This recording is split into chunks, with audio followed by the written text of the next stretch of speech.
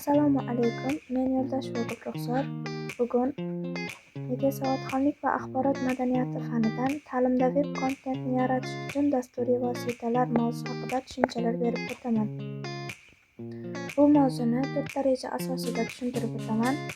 Reja bilan tanishib chiqsak, birinchisi veb kontent tushunchasi va uning ta'limdagi roli, ikkinchisi veb kontent yaratish vositalari, uchinchisi multimedia va interaktiv elementlardan foydalanish, to'rtinchisi veb kontent sifatini oshirish va optimallashtirish.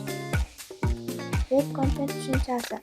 Veb kontent bu internetda foydalanuvchilar uchun taqdim etiladigan turli xil ma'lumotlar majmuasidir. Bu matn, rasm, video, audio, grafik va interaktiv elementlar shaklida bo'lishi mumkin.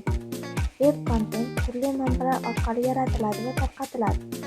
Jumladan, veb-saytlar, bloglar, ijtimoiy tarmoqlar, elektron kutubxonalar va ta'lim platformalari.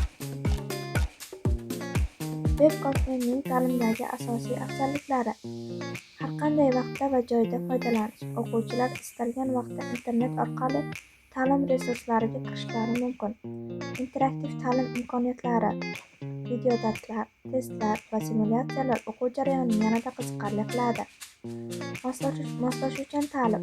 O'quvchilar o'z qiziqishlari va bilim darajasiga mos ravishda materiallarni tanlashlari mumkin.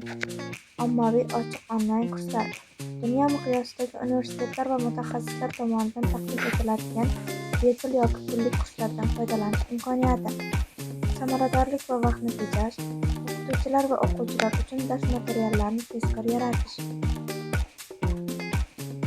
Veb kontent yaratish vositalari. Bu onlayn platformalar, dasturlar va texnologiyalar bo'lib, ular yordamida foydalanuvchilar internet uchun matn, rasm, video, audio va interaktiv materiallardan foydalanadi. Quyida asosiy vositalarga qisqacha to'xtalamiz. WordPress eng mashhur va qulay kontent boshqaruv tizimi, bloglar va ta'lim platformalari uchun mos. Moodle onlayn ta'lim tizimi uchun maxsus yaratilgan platforma. Drupal Joomla murakkab veb-saytlar yaratish uchun ishlatiladigan kengsilar. Bu yerda ularning rasmlarini ko'rishingiz mumkin. Veb sahifa yaratish texnologiyalari. HTML veb sahifaning asosiy tuzilishini yaratish uchun ishlatiladi. CSS sahifaning dizayni va ko'rinishini boshqaradi. JavaScript interaktiv qo'shish uchun ishlatiladigan dasturlash tili. Multimedia kontent yaratish vositalari. Canva, Adobe Photoshop grafik va dizayn yaratish uchun. Camtasia, Adobe Premiere Pro video tayyorlash va tahrirlash uchun. Audacity audio fayllarni yozish va tahrirlash uchun. Interaktiv va test yaratish vositalari. H5P interaktiv testlar va darslar yaratish uchun. Quiz, Kahoot viktorina va testlarni tayyorlash va o'tkazish uchun. Google Forms onlayn test va so'rovnomalar yaratish uchun qulay vosita.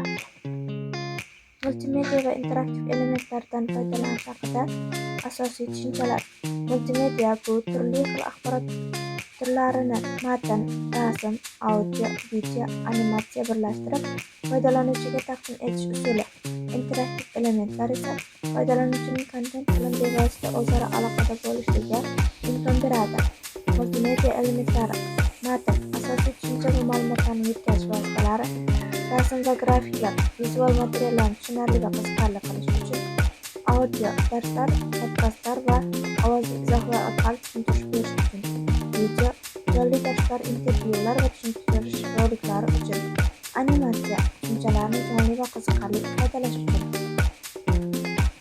Interaktiv elementlar test va viktorinalar foydalanuvchini faollashtirish va bilimini tekshirish uchun. Kahoot, Quiz, H5P interaktiv taqdimotlar foydalanuvchining o'zaro aloqasiga asoslangan slaydlar. Lazy, Genially virtual va kengaytirilgan realliklar o'quv jarayonini yanada jonlantirish va tajribaviy o'rganish uchun. Simulyatsiya va o'yinlashtirish murakkab jarayonlarni tushuntirish va o'rgatish uchun. Multimedia va interaktiv elementlardan foydalanishning afzalliklari. Ta'lim jarayonini jonli va qiziqarli qiladi. O'quvchilarning e'tiborini uzoqroq qisqartiradi. Murakkab tushunchalarni vizual va tajribaviy yo'l bilan tushuntirishning imkonini beradi. o'quvchilarning faol ishtirokini ta'minlaydi va ularning natijalarini yaxshilaydi. Multimedia va interaktiv elementlardan samarali foydalanish zamonaviy ta'lim jarayonining ajralmas qismi hisoblanadi.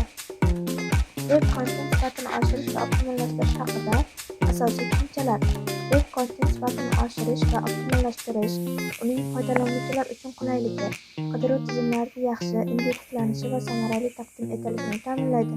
Buning uchun quyidagi asosiy tamoyillar va texnikalarga e'tibor berishimiz lozim.